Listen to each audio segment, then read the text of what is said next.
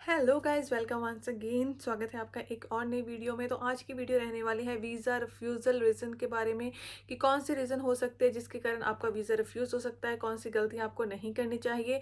एक जो most commonly question put करा जाता है कि हमारा कॉस आ गया है, स्किल वर्कर वाले और हेल्थ केयर वाले पूछते हैं कि कितने % चांसेस है कि हमारा वीज़ा आएगा।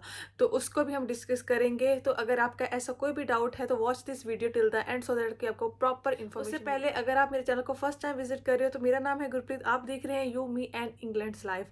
तो अगर आपने अभी तक ये मेरा चैनल सब्सक्राइब नहीं करा है तो आप ये चैनल सब्सक्राइब कर सकते हो for more informative video specially about UK life, UK visas. अगर आप यूके में आ चुके हैं तब भी चैनल आपके लिए हेल्पफुल होगा, और अगर आप आने का प्लान करें देन इस चैनल पर डेफिनेटली आपको बहुत सारी ऐसी वीडियोस मिल जाएंगी जो किसी ना किसी वे में आपकी हेल्प जरूर करेंगी।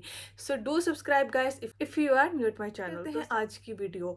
तो इस टाइम पे स्किल वर्कर वीजा की बहुत ज्यादा डिमांड है। अगर आप यूके में है, यहाँ पे स्विच करने वाले हैं, अगर आप डायरेक्टली भी यहाँ पे आने वाले हैं, हेल्थ केयर वीजा स्पेशली बहुत लोग अप्लाई कर रहे हैं एंड काफी लोगों के रिफ्यूजल्स भी है जो इस टाइम पे आना स्टार्ट हो गए हैं। एंड काफी लोग वरीड है कि रिफ्यूजल तो हमारा नहीं आएगा क्योंकि काफी लोग काफी लंबी देर से वेट भी कर रहे हैं। तो इन सारी चीजों को हम डिस्कस करते हैं अब इस वीडियो में। तो गाइस, अगर आपने ये वीजा अप्लाई करा है तो फर्स्ट थिंग जो मैं सबसे पहले क्लियर कर, तो काफी ज्यादा लोग एक क्वारी पुट करते हैं कि हमारा वीजा डिले में चल रहा है काफी मंथ से, तो ऐसा तो नहीं कि हमारा वीजा रिफ्यूज हो जाएगा। एनएसएफ की मेल भी आती है नॉट स्ट्रेट फॉरवर्ड, उसके बारे में पूछा जाता है कि अगर वो आई है तो ऐसा तो नहीं वीजा रिफ्यूज हो जाएगा। क्योंकि अगर आपको एनएसएफ की मेल आई है नॉट स्ट्रेट फॉरवर्ड एप्लीकेशन की तो उसका वीजा रिफ्यूजल के साथ कोई भी लिंक नहीं है। वो मेल इस टाइम पे हर किसी को आ रही है। मैंने पहले भी काफी वीडियोस में बताया है वीजा की जो रिजल्ट है वो डिले में जाने वाला है, उसी कारण आपको मेल यूजल पे चलते हैं डायरेक्टली। तो जो फर्स्ट रीजन होता है, फर्स्ट इंपॉर्टेंट चीज होती है कॉस्ट सर्टिफिकेट ऑफ स्पॉन्सरशिप। अगर आपका सर्टिफिकेट ऑफ स्पॉन्सरशिप वैलिड नहीं है, इनवैलिड है, इनवैलिड किसी भी सेंस में हो सकता है। फर्स्ट हो सकता है कि आपका जो कॉस्ट है वो फेक, कंपनी ने आपको फेक कॉस्ट दिया है। सेकेंडली, कुछ लोगों के साथ ऐसा होता है कि कॉस्ट ओरिजिनल होता है पर उसके बाद जो कंपनी का लाइसेंस है वो सस्पेंड हो जाता है या फिर कैंसिल हो जाता है, उस टाइम पे भी आपका कॉस्ट इनवैलिड हो जाएगा। तो अगर आपका कॉस्ट इनवैलिड है देन आपके वीज़ा के रिफ्यूज़ का रीज़न बन सकता है। अगर तो आपकी कंपनी का लाइसेंस कैंसिल है देन आपका वीज़ा रिफ्यूज़ होगा, ये यूकेवीआई की साइट पे क्लियरली मेंशन है। पर अगर सस्पेंड है उस केस में काफ़ी डिले में जाता है जब तक आपकी जो कंपनी का इशू है वो सॉल्व नहीं होता। क्योंकि सस्पेंशन में ये होता है कि आपकी कंपनी को चांस दिया जाता है अपनी साइट क्लियर करने का, तो लाइसेंस दोबारा मिल भी सकता है और रिवोक भी हो सकता है, दोनों ही केस होते हैं, तो इसलिए डिले में जाता है। अगर कंपनी का लाइसेंस कैंसिल है तो रिफ्यूज होगा। तो कॉस्ट की गलतियां एक मेजर रीजन रहता है। इसके बाद जो सेकंड रीजन रहता है इस टाइम पे वीजा रिफ्यूजल हो रहा है एडिशनल डॉक्यूमेंट्स। जब भी आप अपनी एप्लीकेशन सबमिट करते हो उस टाइम पे आपको मेजर डॉक्यूमेंट्स तो सबमिट करने ही होते हैं, लाइक कॉस्ट की तरह या फिर जो पासपोर्ट, उसके अलावा कुछ एडिशनल सपोर्टिंग डॉक्यूमेंट्स भी आपको देने होते हैं। इस टाइम पे सपोर्टिंग डॉक्यूमेंट्स की डिमांड यूकेवीआई बहुत ज़्यादा कर रही है ताकि वो चेक कर पाए कि आप एक एलिजिबल कैंडिडेट हो उस वीज़ा को लेने के लिए। और अगर आप उन सपोर्टिव डॉक्यूमेंट्स को प्रोवाइड नहीं कर पाते उसके कारण भी आपका वीज़ा रिफ्यूज हो सकता है।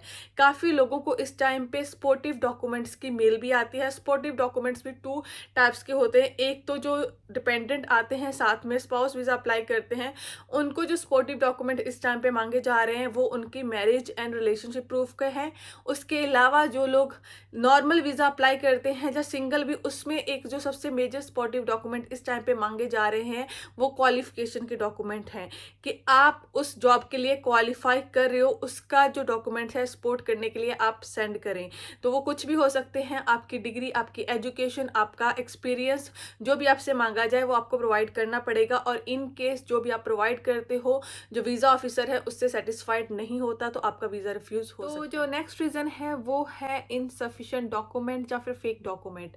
काफ़ी लोग फेक डॉक्यूमेंट सबमिट करते हैं एक्सपीरियंस वगैरह का। अगर आपका कोई ऐसा डॉक्यूमेंट पकड़ा जाता है, यूकेवीआई को पता चल जाता है कि ये डॉक्यूमेंट फेक है, उस केस में यूकेवीआई ऑफ कोर्स आपका वीज़ा रिजेक्ट करेंगे। रिजेक्ट तो करेंगे, उस केस में काफ़ी लोगों को बैन भी करा जाता है अगर आपका कोई फेक डॉक्यूमेंट पकड़ा जाए।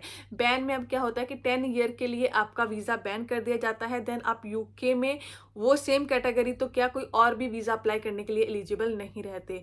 और जो सेकंड बात थी कि इनसफिशिएंट डॉक्यूमेंट, सम टाइम कोई ऐसा डॉक्यूमेंट जो आप सबमिट नहीं कर पाए, फिर बाय मिस्टेक आप कोई डॉक्यूमेंट भूल गए, उस केस में सम टाइम जो ऑफिसर्स होते हैं वो आपसे रीडिमांड कर लेते हैं। पर अगर वो रीडिमांड नहीं करते, लाइक कोई मेजर डॉक्यूमेंट्स है, आइल्स वगैरह, तो उस केस में वो आपका वीज़ा रिजेक्ट भी कर सकते हैं।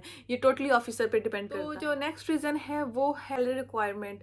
तो एक पर्टिकुलर सैलरी आपको मिलती होनी चाहिए। जैसे अभी सैलरी इंक्रीज भी करी गई है स्किल वर्कर वीज़ा में। अगर आप मिनिमम सैलरी थ्रेशोल्ड पूरी नहीं कर पाते अपने वीज़ा के लिए, उस टाइम पे आपका वीज़ा रिजेक्ट हो। अप्लाई करने वाले हो तो सैलरी की जो रिक्वायरमेंट है उसे फुलफिल जरूर करना हर सिनेरियो में, स्किल वर्कर में भी, हेल्थ केयर में भी। हेल्थ केयर में सैलरी बहुत ही कम है, पर स्किल वर्कर में सैलरी आपको देखनी पड़ेगी आपकी जॉब के अलावा। जो एक और मेजर कारण रहता है वीज़ा रिफ्यूजल का, वो होता है इंग्लिश रिक्वायरमेंट। यूके में अगर आपने स्किल वर्कर वीज़ा पे आना है तो आपको इंग्लिश की रिक्वायरमेंट फुलफिल करनी पड़ती है, जो कि दो तरीकों से होती है। एक तो होता है जहाँ तो आप यूकेवीआई की आइल्स प्रोवाइड कर दो, या सेकंड होता है कि आप नैरिक के थ्रू अपना सर्टिफिकेट प्रोवाइड कर दो। अगर आपकी प्रीवियस डिग्री इंग्लिश में है तो आप नैरिक के थ्रू जाके चेंज करवा के एक सर्टिफिकेट नैरिक इशू करता है, जहाँ की एक ऑर्गेनाइजेशन है, काफ़ी लोगों को पता ही होगा। अगर वो आपको एक सर्टिफिकेट इशू कर दे कि आपकी डिग्री इस लेवल की है एंड आपको फर्दर वीज़ा अप्लाई करने में यूके में कोई भी इंग्लिश की रिक्वायरमेंट नहीं प्रोवाइड करनी पड़ेगी, देन आप एलिजिबल हो जाते हो। और इन केस इन दोनों में से आपकी कोई भी चीज़ क्लियर नहीं है, उस केस में भी आपका वीज़ा रिफ्यूज़ हो सकता है, स्पेशली आइल्स के लिए। क्योंकि बहुत सारे लोग जनरल आइल्स के बारे में पूछते हैं कि जनरल आइल्स के साथ अगर हम वीज़ा अप्लाई कर दे तो क्या हमारा हो जाएगा। तो उस केस में भी आपका वीज़ा रिफ्यूज़ होगा, क्योंकि यूकेवीआई की जो आइल्स है ओनली वही इस वीज़ा कैटेगरी के लिए आप यूज़ करते हो। Normal next important refusal reason रहता है वो रहता है इनसफिशिएंट फंड्स और इनसफिशिएंट इंफॉर्मेशन। इन फंड्स में आपको कुछ फंड्स प्रोवाइड करने पड़ते हैं। अगर आपकी कंपनी उस कॉलम को क्लिक ना करे कि वो आपका जो यहाँ पे आके स्टार्टिंग के खर्चे हैं वो बेयर कर रही है, अगर तो कंपनी उसे टिक कर दे तो आपको फंड नहीं शो करने पड़ते। पर इन केस अगर आपके साथ आपके कॉस्ट में वो नहीं टिक करा गया तो आपको कुछ जो फंड है वो शो करने पड़ते हैं, मिनिमम से फंड होते हैं। तो अगर आपको नहीं क्लियर है और आप वो फंड नहीं शो करते, देन उस केस में भी आपका वीज़ा रिजेक्ट हो सकता है। एंड इनसफिशिएंट इंफॉर्मेशन में जब आप वीज़ा फॉर्म फिल करते हो तो वहाँ पे बहुत सारे क्वेश्चंस आते हैं, और इन केस आप किसी क्वेश्चन का आंसर अच्छे से नहीं बता पाते एंड उन क्वेश्चंस के रिलेटेड आप जो डॉक्यूमेंट्स है वो प्रोवाइड नहीं कर पाते, उस केस में भी आपका वीज़ा रिजेक्ट हो सकता है। बात होगी रिफ्यूज़ल की। अब मैं बात करती हूँ कि अगर आपका रिफ्यूज़ल आ चुका है, देन आपके पास क्या चांसेस होते हैं फिर से वीज़ा अप्लाई करने के या फिर री अपील के लिए। तो अगर आपका वीज़ा रिफ्यूज़ हो चुका है तो आपको एक लेटर मिलता है रिफ्यूज़ल का यूके की तरफ से, जिसमें आपका प्रॉपर रीज़न बताया जाता है कि आपका वीज़ा क्यों रिजेक्ट हुआ है। और अगर आपका कोई रीज़न ऐसा है लाइक आपका कॉस्ट इनवैलिड है, देन तो ऑफकोर्स आप वीज़ा के लिए री अपील नहीं कर सकते।